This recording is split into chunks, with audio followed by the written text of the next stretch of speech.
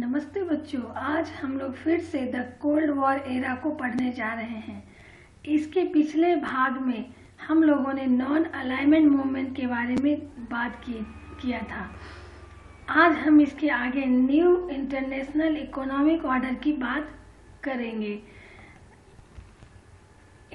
इसको शॉर्ट में NIEO कहते हैं, नियो भी कहते हैं, कह सकते हैं। कई बार एक नंबर में एग्जाम में इसका फुल फॉर्म पूछा जाता है। तो आज हम बात करते हैं न्यू इंटरनेशनल इकोनॉमिक ऑर्डर की। न्यू इंटरनेशनल इकोनॉमिक ऑर्डर क्या है, इसकी बात करेंगे। बेसिकली यह एक न्यू ट्रेड पॉलिसी थी जिसमें नॉन अलाइनमेंट कंट्री, ये ट्रेड पॉलिसी है जिसमें नॉन अलाइनमेंट कंट्री,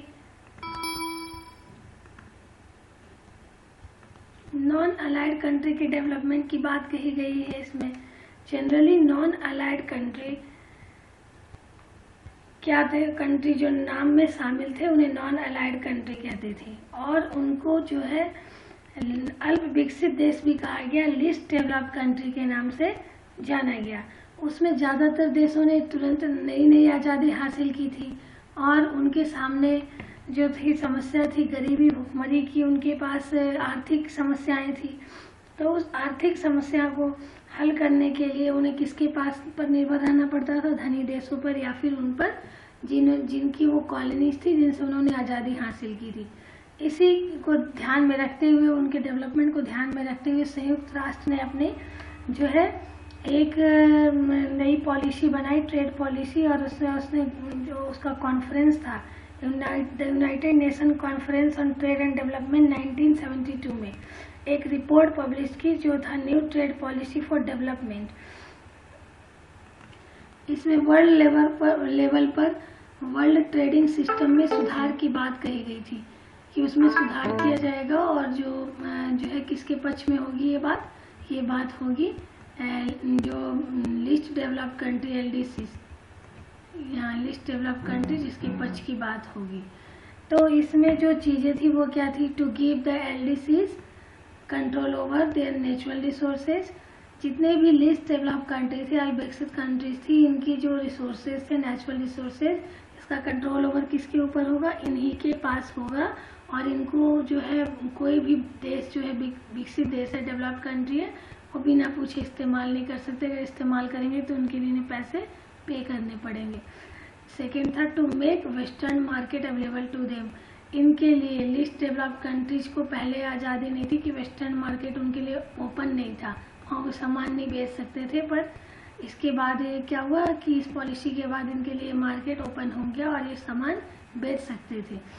तो ये बात कही गई कि वेस्टर्न मार्केट को इनके लिए ओपन किया जाएगा और ये मार्केट भी इनके लिए अवेलेबल होगा लिस्ट डेवलप्ड कंट्री के लिए। थर्ड क्या है, to reduce cost of technology.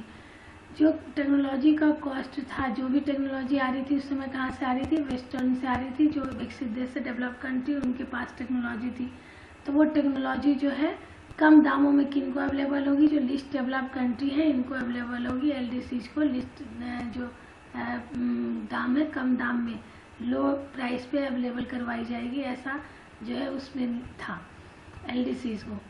तो और फोर्थ क्या है, to provide a greater role in international economic institution. जितने भी बड़े बड़े आर्थिक क्षेत्र के इंस्टीट्यूशन हैं उनमें किसका रोल बड़ा होगा, लिस्ट डेवलप्ड कंट्री के जो रोल हैं वो इनके बड़े होंगे, उनकी भूमिका बढ़ेगी और ये इन संस्थानों में एक जो है अच्छी भूमिका अदा करेंगे, बड़ी भूमिका निभाएंगे। ये था। तो ये सारे जितनी भी ये प्रोविजंस थे ये किसके फेवर में थे, LDCs के फेवर में ही जा रहे थे प्रोविजंस सारे के सारे। तो जो इसका नाम का जो प्रेशर्स था वो इकोनॉमी के ऊपर वो बढ़ रहा था धीरे धीरे।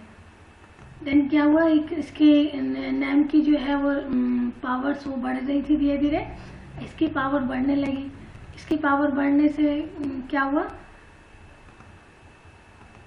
और इनकी जो जितने भी आपने देखे जितनी पॉलिसीज के रिफॉर्म्स थे वो किसके पक्ष में थे, नैम कंट्रीज के पक्ष में थे, बात की जा रही थी।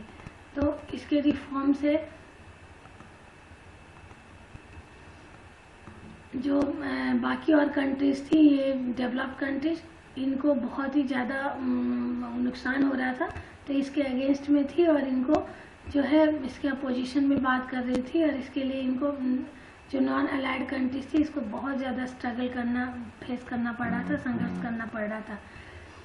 अब हम इंडिया की बात करेंगे। इंडिया की क्या स्थिति थी कोल्ड वॉर में, India and the cold war. Bharat की बात करेंगे, भारत ने किस तरीके से जो है कोल्ड वॉर में उसकी क्या भूमिका रही, उसका रोल क्या रहा। Then first, India responded growth of Cold War in twofold. First, it stayed away from alliance. Further, it raised voice against newly decolonized country becoming part of either of the alliances. India ने सबसे पहले तो cold war से अपने आप को दूर रखा और उसके बाद उसने दूसरा काम किया कि जो भी नई कंट्री स्वतंत्र हो रही थी, जो आज़ाद हो रही थी, उनका जो है अलायंसेस में शामिल होने का विरोध किया। सेकेंड, नाम सर्व India's interest to participate in the international decision and maintain balance between two superpower। India ने क्या किया, नाम के जितने भी हित थे उसको सुरक्षित रखा और इंटरनेशनल लेवल पर दोनों के जो टू सुपर पावर्स थे, यूएसए और यूएसएसआर, इनके बीच के बैलेंस को मेंटेन किया, मतलब कोल्ड वॉर को कम करने की कोशिश की। Third, India's policy was criticised on grounds on processing contradictory posture. India की जो पॉलिसी थी उसको वर्ल्ड लेवल पर कहीं कुछ क्रिटिसाइज भी किया गया, उसकी आलोचना मिली और उसको जो है उसके विरोधाभासी जो पोस्चर थे, विरोधाभासी जो उसके रोल थे, उसके बारे में बात की गई कि उसकी आलोचना हुई। वो क्या ग्राउंड थे, इसकी बात अभी करते हैं हम। सबसे पहले ये बात कही जाती है इंडिया पॉलिसी वॉज अनप्रिंसिपल्ड। इंडिया की पॉलिसी क्या थी, कोई प्रिंसिपल नहीं था, उसका कोई सिद्धांत नहीं था, सिद्धांत विहीन था। ऐसा आरोप लगाया जाता है कि वो जो है उसके कोई सिद्धांत नहीं थे उस पॉलिसी की। नॉन इसके पक्ष में तर्क दिया गया। सबसे पहले तर्क तो ये दिया गया कि उसने जो साइन किया था ट्रीटी, इस पर ये आरोप लगाए जाते रहे कि इसने जो ट्रीटी साइन की थी 1971 में यूएसएसआर के साथ, वो अपने फायदे के लिए की थी और जब भी इसका फ़ायदा रहा, वो जिस कंट्री के साथ इसने बात करी और उस पर ट्रीटी में साइन करा उसने, उस समय बांग्लादेश का संकट था, उस समय से जो है मिलिट्री की ज़रूरत थी और ज़्यादा वेपन्स वगैरह की बहुत ज़्यादा ज़रूरत थी, तो उसने इसके लिए यूएसएसआर से हाथ मिलाया और उसके साथ दोस्ती का हाथ बढ़ाया। 20 साल के लिए इसने जो ट्रीटी साइन की थी।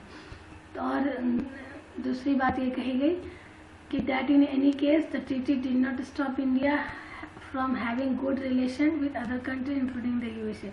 ये जो ट्रीटी साइन की, इसमें इसने संयुक्त राज्य अमेरिका और इन जैसे देशों के साथ एक अच्छे संबंध बनाने के लिए की। नाम जो नॉन अलाइनमेंट मूवमेंट है, इसकी प्रासंगिकता जो है वो हमेशा ही रहेगी, क्योंकि इसकी रिलेवेंसी पे बस तभी हम कह सकते हैं जब 1991 में यूएसएसआर डिसइंटीग्रेटेड हो गया और उसमें थोड़ी सी कमी आई, लेकिन अभी भी जो है नाम का जो रिलेवेंसी है वो बेस्ट है, वो अभी भी है पूरे वर्ल्ड में, वो रिलेवेंट है, इरिलेवेंट नहीं है कहीं भी। इसे इस बात में कह सकते हैं कि नाम जो नॉन अलाइनमेंट मूवमेंट है, इसमें भारत ने भारत की कूटनीतिकता की नीति जो है वो दूसरे देशों के साथ, जो अभी आज़ाद हुए छोटे छोटे देश हैं, उनके साथ एक ऐतिहासिक जुड़ाव रहा है भारत का। और कहीं न कहीं भारत ने ये सिद्ध किया है कि ये देश अपनी एक नई पहचान बना सकते हैं, उसे किसी भी देश की, बड़े देशों के साथ उस पर निर्भर रहने की ज़रूरत नहीं है। और ये सब एक साथ मिलके अपने जो है हित की रक्षा कर सकते हैं, अपना जो है प्रोटेक्शन कर सकते हैं। इसके लिए किसी बड़े देश के ऊपर निर्भर रहने की ज़रूरत नहीं है। थैंक यू बच्चों।